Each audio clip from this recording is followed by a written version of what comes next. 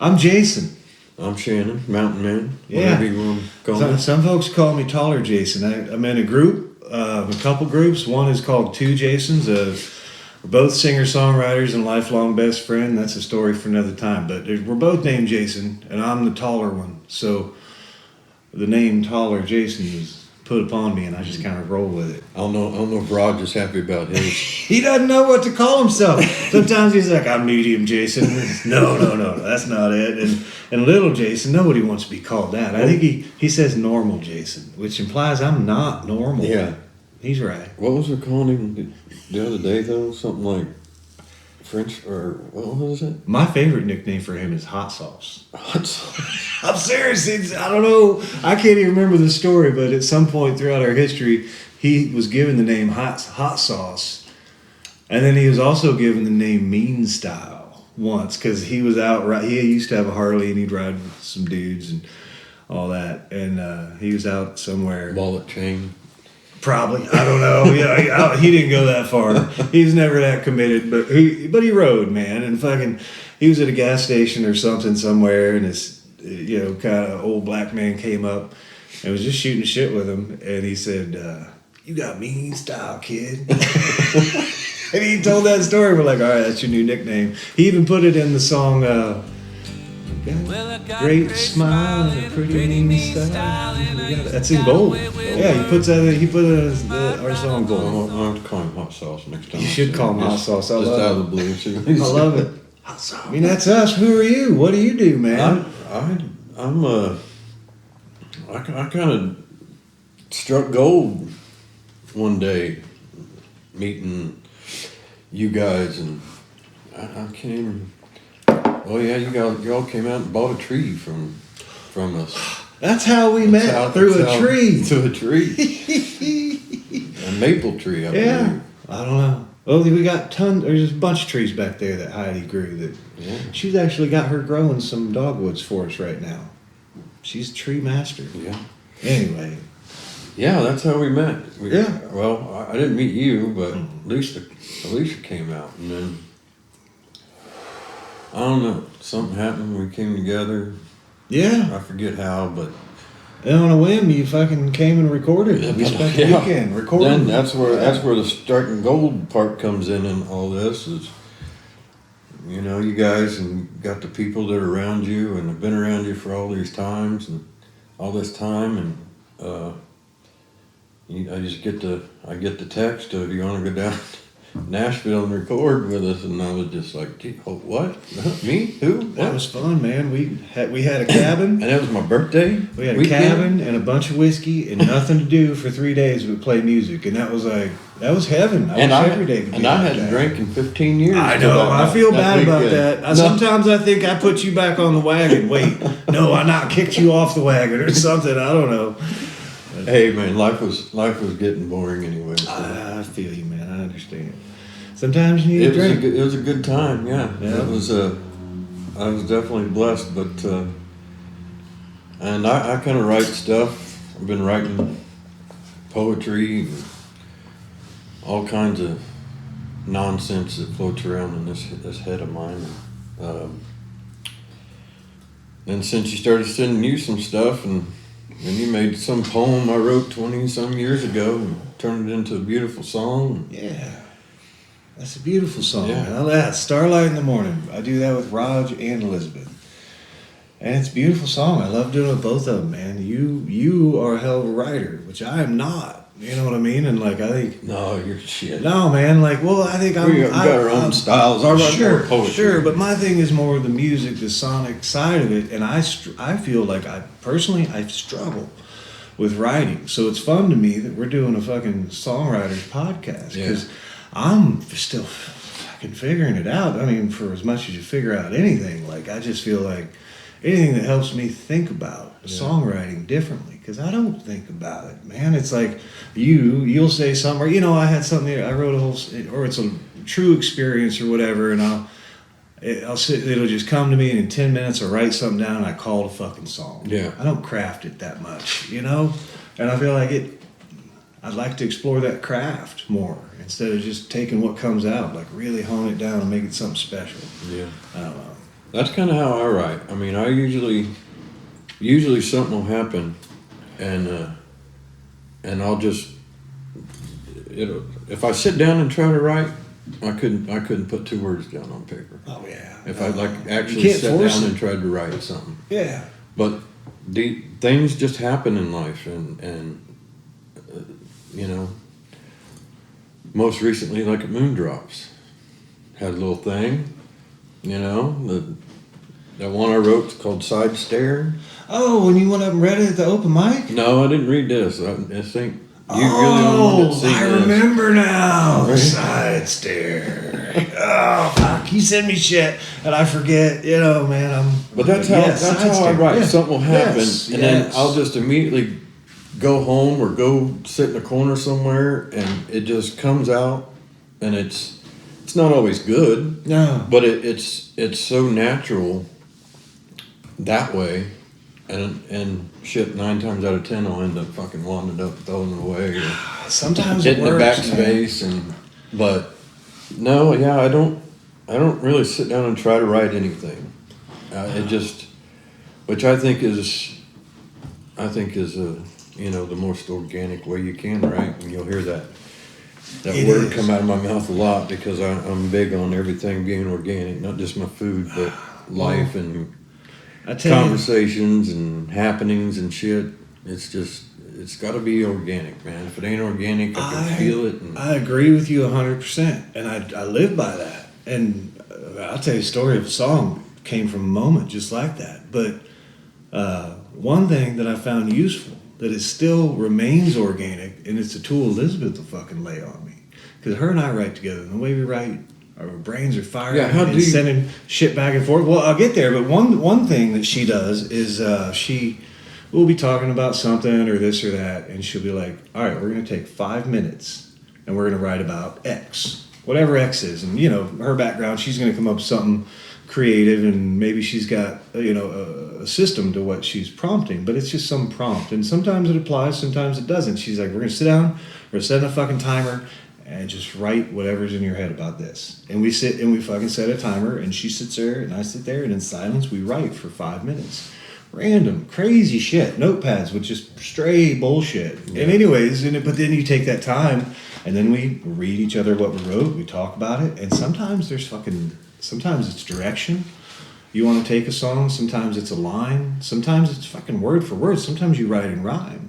Yeah. But regardless, that's a fun tool that's organic. That is one of those songwriter things that I don't know if she's, for wherever it came from, from her, like, it's a fucking effective tool to at least keep your mind moving forward. But in the spirit of, you're talking about side stare. Mm-hmm. Yes, side stare. Man, there's a song, I wrote a song around a fucking moment.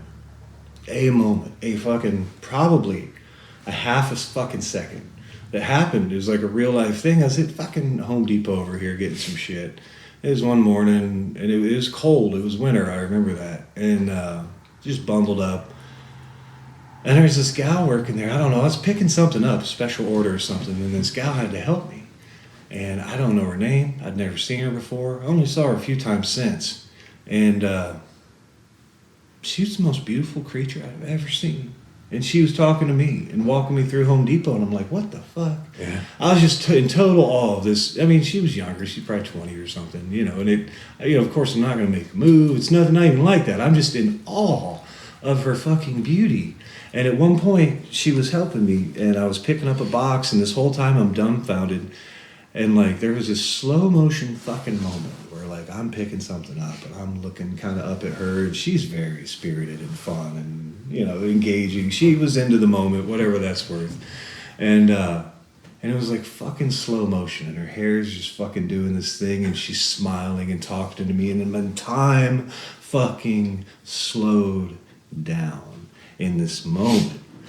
I'm just like, so I get whatever she's giving me. I pay, I leave, and I'm just trapped by this one innocent fucking silly moment of this beautiful person. So I took that and I wrote a song about it. It's called Bandini. Mm-hmm. And it's fictionalized, and it's all about, like, I'm just coming here. It's a fictional story of I'm going to the gas station or I'm wherever and I see this person.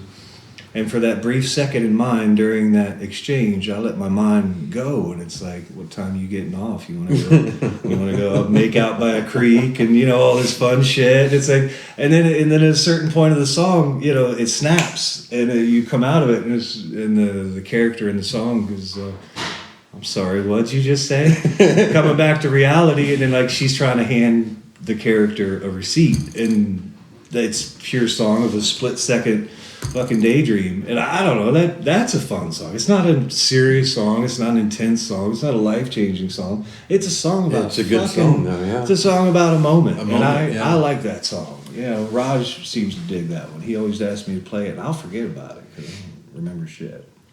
Yeah, it's amazing how things like another recent thing that just happened was at the songwriters deal there at Moondrops. It was Jess and Steve Fulton and Raj.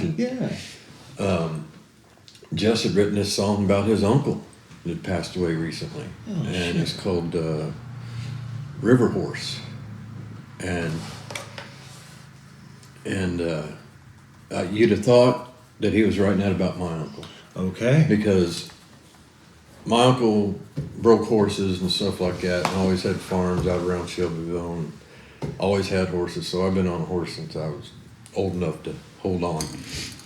But I remember one time, shortly into me, actually being able to ride, and we were riding down around Flat Rock, I think, or might have been Big Blue River or something like that. Wherever we was riding, pretty down there. But there's this little river, and my uncle just fucking hightails it right on across, And that's the first time I'd ever seen him ride a horse across a river. Yeah. Which is not a simple task, man. And then, so I thought, I'm sitting there on my horse, and I'm like, "That's pretty cool, Uncle." I was like, "Okay." And he's like, "Well, what are you doing, nephew?" And I said, "Well, where are we going?" He said, "This way." And I said, "Well, I can't ride across the river like that." He said, "Nephew, get your ass across this river." So when it came to my uncle, there was no discussion. If he told you to do something, you did it. Yeah. If you didn't know how, then figure it out. You might cut a finger off learning, but he didn't give a shit. That's how he wanted you to learn. That's how we used to learn, man. That's how we still learn. Yeah. So I let it all. I just put all my fears aside, and I thought if he did it, I could do it. And I rode my ass across that river, and then Jess sings this song. It's called River Horse. And as soon as he told the story of it, and then within the first two lines, it brought me back to that day. Like, that's awesome. Like it just freaking happened. And I had to walk up to him and give him a hug, man. I was like, "You don't understand." I know it's about your uncle, but it's about my uncle too, man. I know that means it's exactly to him, dude. Yes, that's awesome. I'm sad I fucking missed it. I was jacking, how I am, dude. Yeah, you're when I'm hosting sound. or whatever and sound and stage, like I miss so much shit because of that in my own attention span. But I'm sure he's got it. I just made a note. I'm gonna go listen to it later. Yeah, that's cool. It was a good song, but just writing songs, writing poetry, you might write it about a certain moment that happens in your life, but it's, to me, the beautiful thing about it is when it kind of takes its journey and gets to other people's ears, what you've written about one single moment, and it takes its journey and it gets to other people's ears, it fits into their life too. That the way that can line up is one of the most beautiful things in this world to me, that really, get me off, turn me on, it's like, that's what life is about, man. Somebody you don't even know can write down words and it fits right into your life. I think that is good songwriting, or good writing period, is when you can take a moment of your own personal things and it fit right perfectly with people. Dude, what you're saying is true and fucking beautiful. Yeah. And we've been talking about calling this thing Songwriter's Odyssey. Odyssey. Right? But go with me on this. You know, we're both like, yeah, that's cool, whatever, but go with me on this. Okay. I'll go with you anywhere, brother. The Odyssey of Song. Where it's not so much about the songwriters. We're writers, songwriter, and that's the goal of this podcast, is to get songwriters on here, but make the focus of this about the fucking song and how it works. Like, that is the focus of this, and how you write it and what the song is. And part of that is like, I don't care who you are. If you write a song, I write a song, or whatever, and it means this very deep, fucking profound spiritual thing, you know, to you. And it may not articulate that in the story. Maybe only you know that. And somebody else, everybody else that hears that song is going to have that song apply to them. Mm-hmm. You know what I mean? And they're going to take it for what it is. And so, like, that's the Odyssey of a song. Odyssey of a song. Yeah. I like that. Odyssey of song. Odyssey of word. Odyssey of song. Yeah. Yeah. I don't know. Might work for a concept or a name. I like it. It kind of rhymes. Odyssey of Song. Yeah. Yeah. I dig that. We're obviously winging this shit. That's where the best shit comes from. I agree. It's organic. Again, that word. Well, I'm going to use it a lot. You talk about your uncle the way I talk and think about my grandpa who raised me. He was the same type, old school, and I got to grow up in an environment where it wasn't always. It was always special. But some of the most special times I remember as a kid, before I even played, which I had a banjo in my hand at 4, and they were trying to teach me how to play. You know what I mean? And you don't take to shit till you're older and whatever. But I remember even before I would even think about picking up a guitar, sitting outside of a circle of 10 to 30, 40, sometimes fucking circle of men sitting around in Kentucky and playing the bluegrass gospel or whatever the hell they wanted to play. And depending on the crowd, it was different. Sometimes it was down there and it was bluegrass gospel, and sometimes it was factory workers and friends and men around town. They'd come over to the house, and they'd have this men's circle, and they'd play anything and everything you can think of.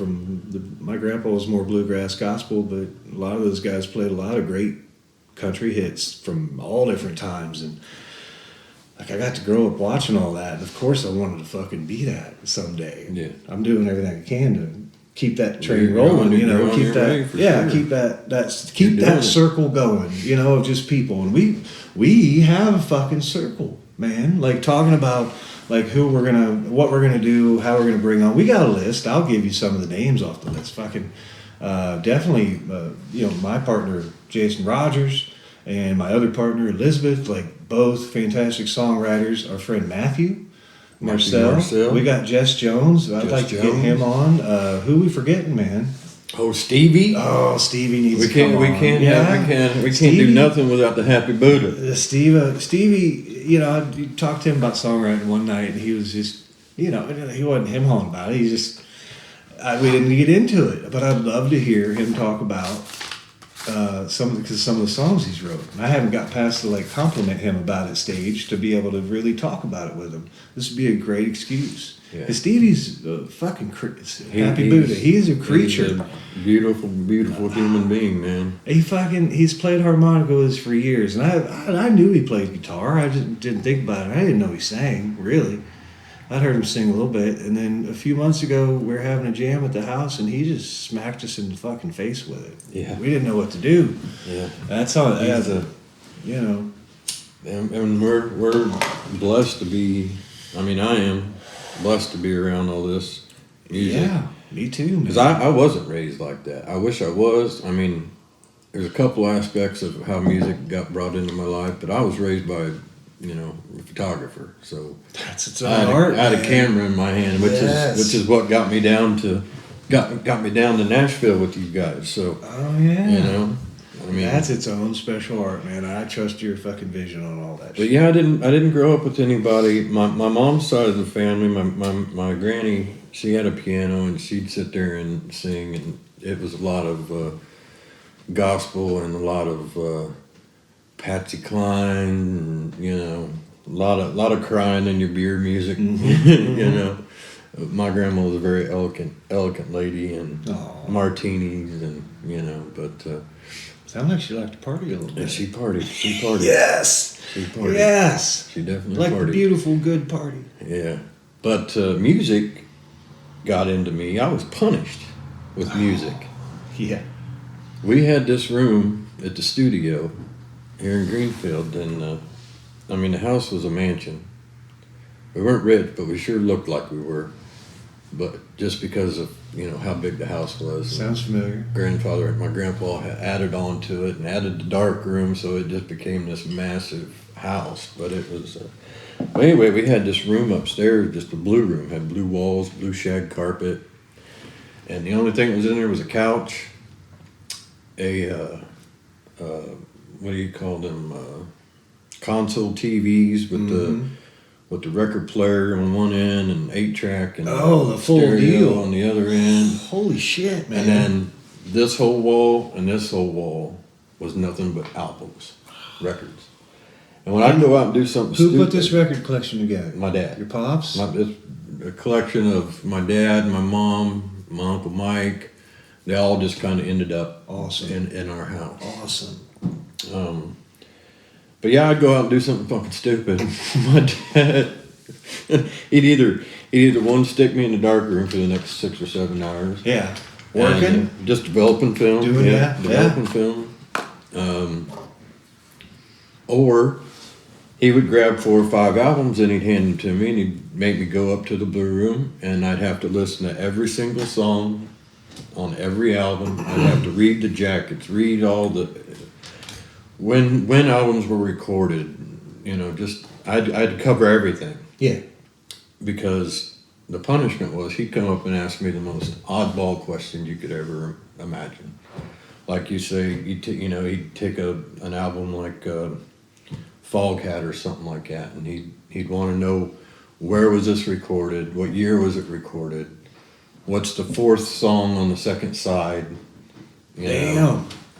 So it got me to where I have this crazy kind of mind full of all different kinds of music, but I never learned how to play any of it. That's the part I wish I would.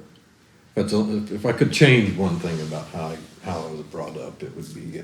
You're doing all right. Somebody had a guitar and forced me to, or just put a guitar in my hand and said, "You're gonna learn how to play this." And I can't believe my Uncle Mike didn't. He didn't play any instruments either. He was too busy being a pool shark and cowboy and I bet he chasing women. Could he strum a little? I'm sitting here thinking, I don't think I ever in all of our times. As I know, there's a lot of guys having, my family always had parties. My parents had volleyball parties here in Greenfield. They were famous for those. But volleyball parties? Yeah, that used to be a big right in the deal. front yard, man. Just everybody pull up their cars and back. This is back in like 80s, right? 70s and 80s, and everybody back up their car, park their cars, and we lived right there on Brandywine Street. Didn't have a very big yard, but it was big enough for a full volleyball net, and I think they played 4-on-4. I think. Yeah, dude, man, my Uncle Jeff. Usually. My Uncle Jeff down in Kentucky, same era, a little mid late 80s. I remember going down there, and they had that dude looked like Aaron Tippin. You know Aaron Tippin? Oh, Big, yeah. strong arms, handsome fella, mustache. You just posted him last night. I did. I know. That's why I'm thinking of this. And I was thinking of Uncle Jeff. And in the 80s, he was a fucking rock star of central northern Kentucky, fucking Louisville. Bardstown Road in Louisville. Bardstown Road in Louisville was like 5 miles of bars. You've been there? Yeah. Well, back in the day, about every fucking 3rd to 5th bar had a full beach volleyball setup. And they played tournaments and shit. And Uncle Jeff was like a fucking rock star of those tournaments, man. He was wild. And it was a different time. Yeah. We had one about every weekend. Everybody just get shit-faced drunk, play volleyball. And Well, see, that's back also too you could pull your car back and open the trunk and turn the key back and play the fucking stereo all day long. Oh, your 6x9s are right there in that back deck, man. Yeah, and the trunk's you can't right do there. that now. You leave the light on in a car. Now the battery be dead. But that's another thing, man. It's, friendships are a lot like writing, man. It's just weird. Shit comes around and people come into your life. Yeah.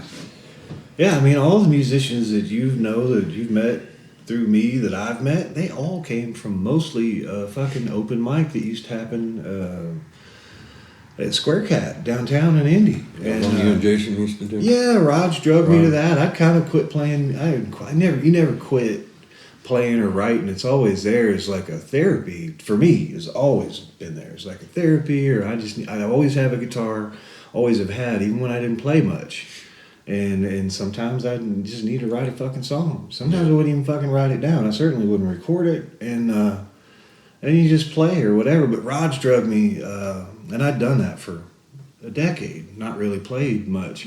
And Raj drugged me that fucking open mic and got me fired up about A, writing music again, and then B, just playing it. And now here we are, however many years later, and killing it. Two Jasons is a thing, which I don't know what that even means, but to us, between him and me, it's a fucking thing. It's a big part of our lives, and it's this fun thing. It's a great thing, man. We get to go, sure. We got our absolute fucking run-of-the-mill, normal, basic fucking lives, but then every now and again on a Saturday night, we get to go play a fucking show and have a blast. And that's wonderful. It's so much fun, And that atmosphere, just me being in that atmosphere has made my life so much better in so many ways. I can't even sit here and name them all, but I don't have to say a word. I don't have to contribute anything to it. It's just, I'm just there, and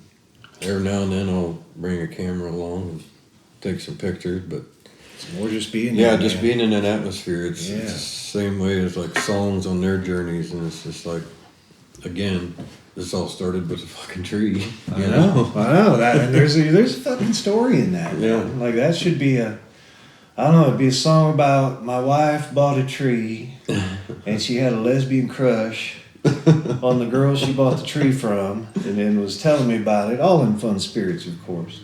And she's just like, this lady's so cool. And then, so she's trying to befriend her. And then turns out you're in her life. And then we meet. And then I don't even know the fucking gray and Mary in between. And then on a whim, you came, and me and Raj had this whole deal planned out. It's like the pinnacle of whatever Two Jasons is at that time.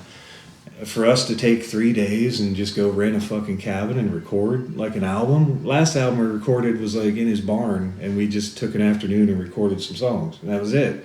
This one we wanted to be a little more intentional. Still a barn. It is still a barn, nice, but big, a much beautiful barn. fancier barn with a hot tub in Nashville. And great scenery. Right. And so we set up there for a few days, and that's the first time we ever really fucking hung out. Am I wrong? No. Because we hadn't hung out much at all. I just reached out to you like, I just hey, man, started coming to it. shows and stuff, and I just became that hippie dude. Yeah. Bopping around with the camera, putting the camera in everybody's face. You're a wonderful addition to the crew, man. Yeah, for whatever the crew is. Like, I don't know, man. It's fun. This little fucking, the pocket of it's a funny thing, man. Like, it's like a fucking sponge. Yeah. The world is like a sponge, and we have this tiny little bubble on the corner of a giant sponge of people. But that bubble is our world, and it's beautiful, man. Like, I love our relationships and the crowd we got, and I hope the bubble gets bigger, always, man. The more the merrier. If everybody's fucking cool, like. There's so much music around Indiana, man, that we're not even tapping into, I'm sure. That's the thing. Well, it's not just Indiana, it's the whole world, man. Music is a phenomenon that goes beyond everything. I think it is the language of the soul to create sound and rhythm. And then I think this is why I don't consider myself a lyricist. Like, music is so much bigger and, in my opinion, more powerful than the spoken word. It goes beyond language. Music is that powerful. Yeah. But we, as our culture, whatever it is, decide that, like, most music probably needs some words. Somebody should sing Somebody's something, gotta say something while this music's going on. There's got to be a story told. So if you could make the music feel like whatever the story's saying, like that to me is the best fucking music. That makes you react emotionally to the sound and to the lyrics. But but my brain is secondary to lyrics. I'll listen to a song 1,000 fucking times, and I cannot tell you what that song is about. I don't listen to the words. I listen to the music, and I listen to the lyrics, but I'm not listening to the words. I'm listening to the melody or to however they're applying it as an instrument. And it's great, for like being crafty with music or trying to come up with something or just whatever music is. But when I go to fucking write shit, sometimes I want to bang my head against the fucking wall because, like right now, I've written a couple in the last few weeks that I really like, but personally, I haven't written shit in a long time. It's been nice writing with Elizabeth. She's a powerhouse to sit down with, and maybe that so when she's on, when we get her on this podcast, I would love to try to articulate that, whatever that relationship is. It's not the relationship, it's the way we can communicate. And it's almost like, and it's not almost, it's completely fucking unfiltered. Like, and I'm not worried about hurting her feelings, right? And she's not worried about hurting mine. You know what I mean? And we're straight with each other about whatever it is, and we work together to craft a fucking story. It doesn't even, like with her and I, it doesn't even have to be about anything. We wrote a song recently. We haven't really played it or recorded it yet, and it's called "Indifferent." And the whole song is this story of a couple that met. That's not specifically stated, but in my mind, it's like they had like a blind date or a Tinder date or whatever, and they don't know each other, and they went on a date, and they liked each other, and they were pretty fucking cool, and like that was a good time. But you didn't like them enough to like fucking continue. Yeah. It was just like a one-time thing. But then you're thinking about them the next day. And, you have all these thoughts, or you play out in your mind, like Bandini, that other song, like you play out in your mind like what could happen or in that time. So this whole song is like these two characters thinking about their time together and replaying what they thought and this and that. And then the ending of the song comes down to the line, "But that dream's not true." And the whole song is just a shared daydream between two people that casually met, will never see each other again, but they're thinking about each other. Yeah. And that's it. Yeah, I don't know. I think that is a fascinating bubble of a song to make. And we wrote that song, and I love it. I'm proud of it. I don't know. We'll see how it comes out as a song, but like that process of making that was so much fun and so rewarding when it was done that I like enjoy it. Like that's winning as a songwriter. Yeah. Like I don't, all of our shit. We get 10 people to fucking listen. I'm happy.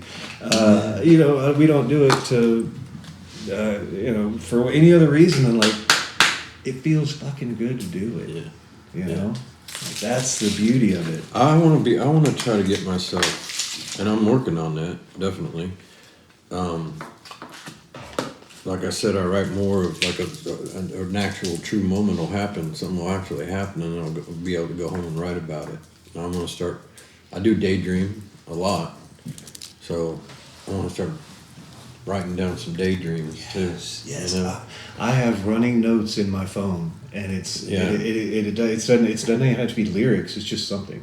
It's like something, an idea, a concept. Sometimes it's lyrics, but it's like anything. I'm just always mining. Raj, soul miner. Mining his soul. That motherfucker. Absolutely greatest songs I've ever heard in my entire 52 years on this planet. I agree with you, man. The other Jason wrote a song called Soul Miner. And he chucks, how he is. He's humble and he doesn't, whatever. But I've tried to tell him too, like how fucking good that song is.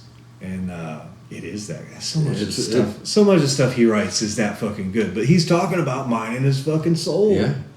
You'll hear that song one time and it'll never leave your soul. Ever. I do like it. I like that one. I don't care what kind of music you like. I don't care who you are, anything. That's a song that will not leave.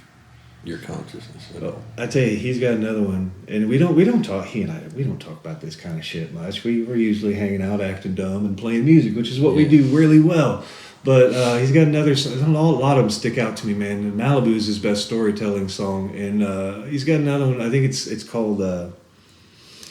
I can't think of the name of it. It's on our album. It's Time Flies Like an Arrow. And one thing leads to another. We only get so many days and chances. We only hold so many lovers. We're just travelers through this storm. How come you're not thinking the name of the song? What's the name of the song? I'm not kidding. It's Time Flies Like... Well, hold on. I got an album right here. Long May We Run. Long May We Run. Yes. And every time... And that's the thing. Like, you say Long May We Run, I think of Neil Young. Yeah. Is it Neil? Long May You Run? Is that Neil? Am I going crazy?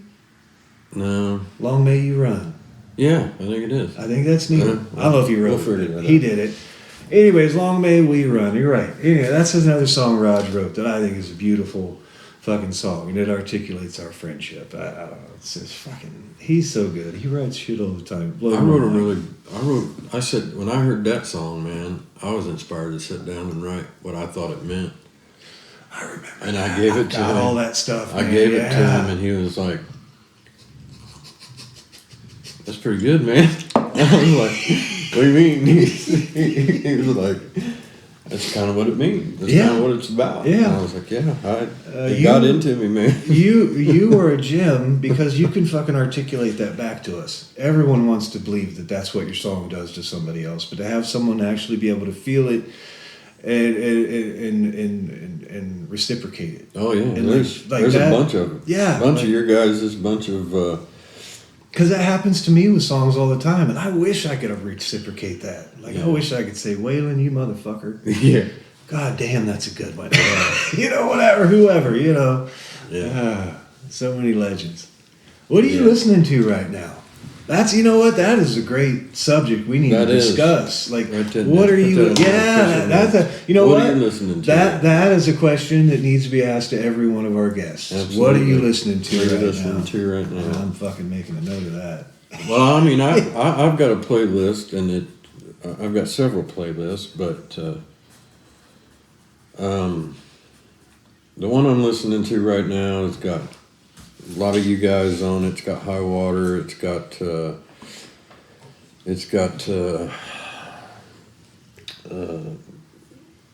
Josh Eloy on it. Is it, what is it, playlist? You listen on, that should be part 2 of that question. What are you listening to and how are you listening to it? On Spotify. Okay. You got us on a playlist over there? Oh, absolutely. That's fucking nuts. You've been on a playlist since I met you, man. It blows my mind that people listen to us on Spotify. Even friends, man. Yeah. Shit.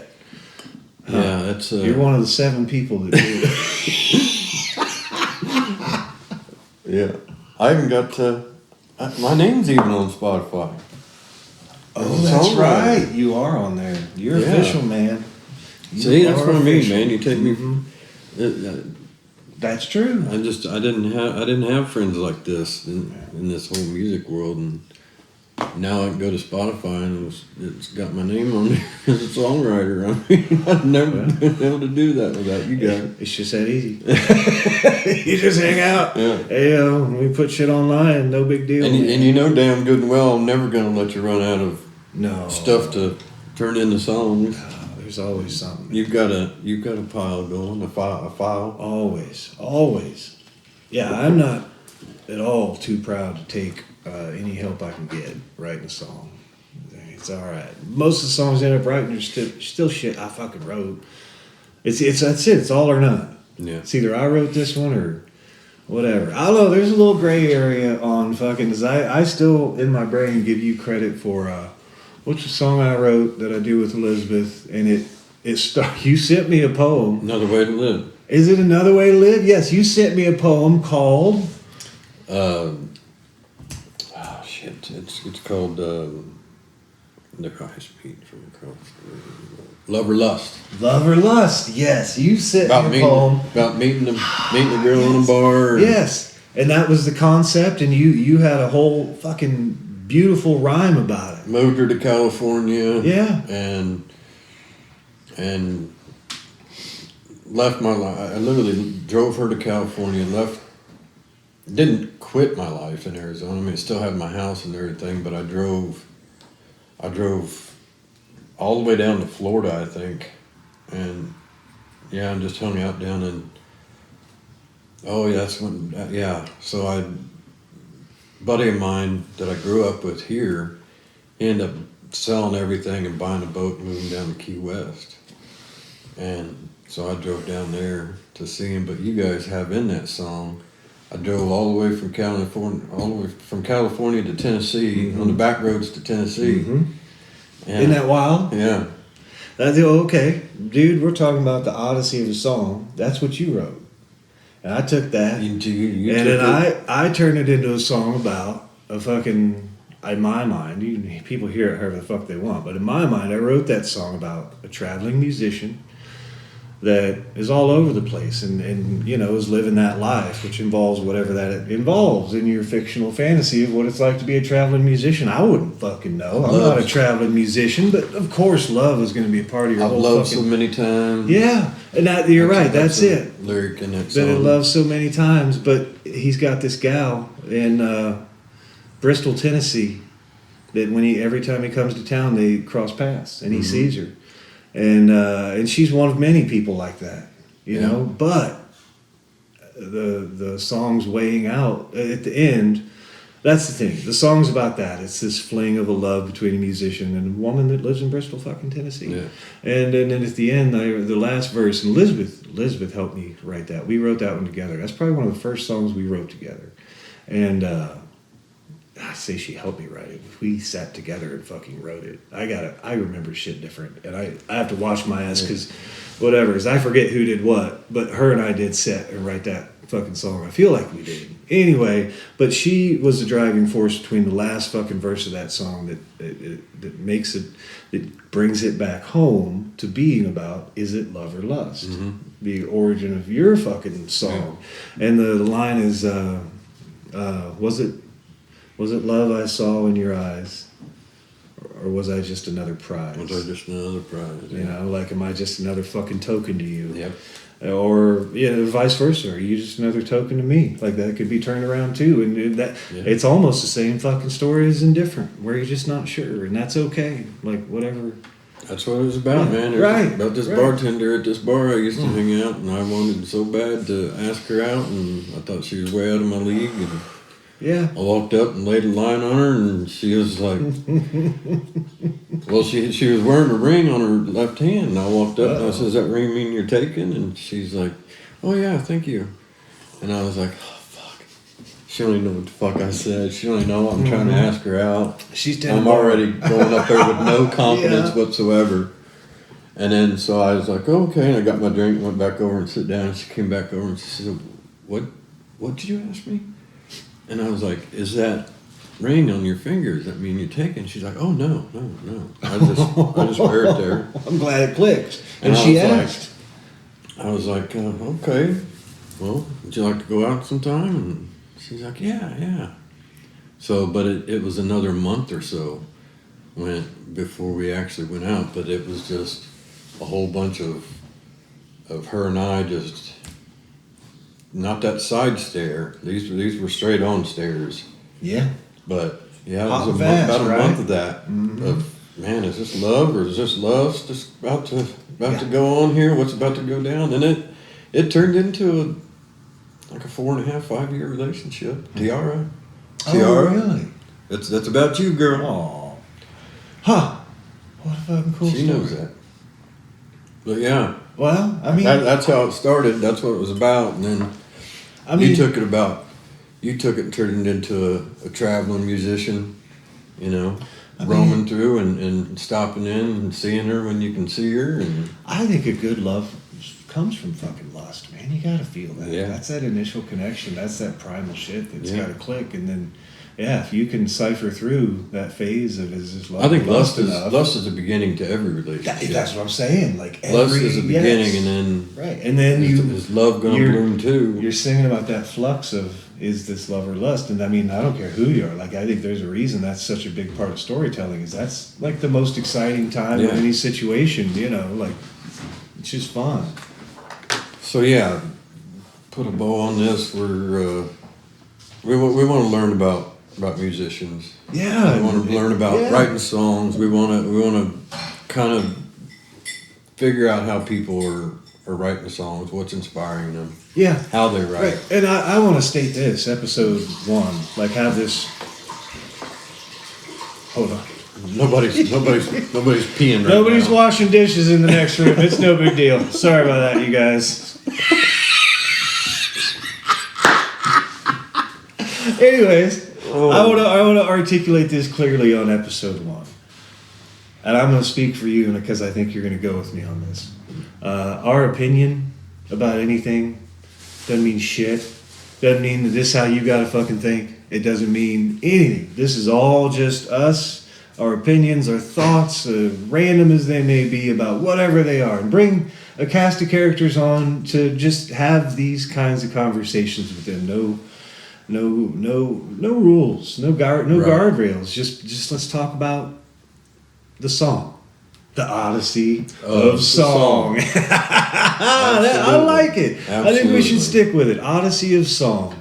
And anybody that wants to come on here and tell us what they think, if we say something you don't believe in it, this is definitely no political platform. No, so don't bring that shit in here. Just about music and life and fun and whatever it is you're singing. It's about the process. It's about the Odyssey of the song, and that's it. That's it. Is. Yeah, they all have their own little journey, and you don't know where they're going to go or what they're going to do, and who they're going to touch. And that's what we're here to find out. Right. All right. Well, we're signing off. So let's read off who we got. Yeah. Oh, dude. So we got Raj. Yes. We got Elizabeth. We got Stuart Poe. We got Matthew Marcel. We got Eric for real. We got Jess Jones. Steve Fulton. Chris Wolf. Rob Goodall. Booze Hounds. And the Happy Buddha Stevie. Yeah, Steve. All those people are going to be on here eventually. I hope so. We're going to reach out to all of them and see if they're interested. If they have any interested in doing this, we'll get them on here. See it's going to be fun. Yeah. All right, well, love y'all. Take it easy. We'll see you on the next one.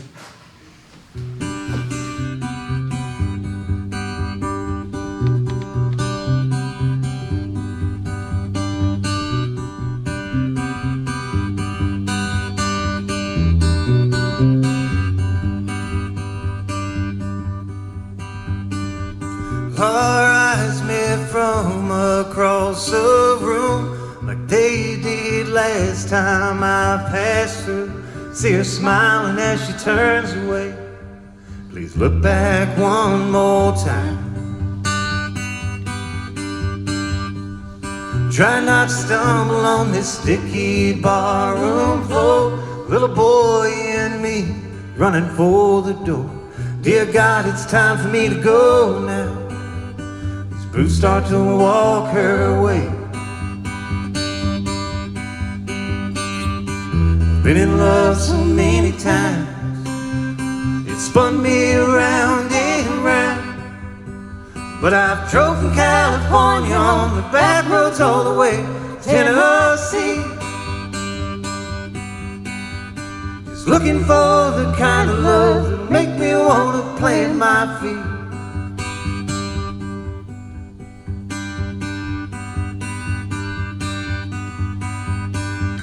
Your scent like jasmine fills the air. With every breath, just wanna pull you near. Ain't like I didn't see it coming. We've done this all before. And I watch the sunrise on your bed. The fleeting thoughts fill my head. Flashes of all the things we've done, girl, you turn to look my way. Had to leave so many times. Maybe I should turn around, but I'm rolling into Bristol, and I know the love this town's got to get. Can't stop thinking of your arms, dreaming of another way to live.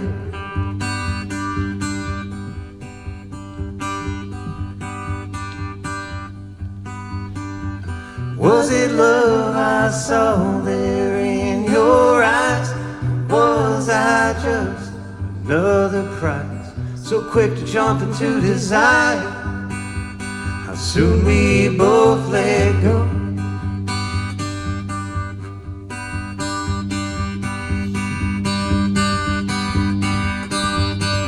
Been in love so many times, it spun me round and round. But I've drove from California on the back roads all the way to Tennessee, just looking for the kind of love that'll make me wanna plant my feet.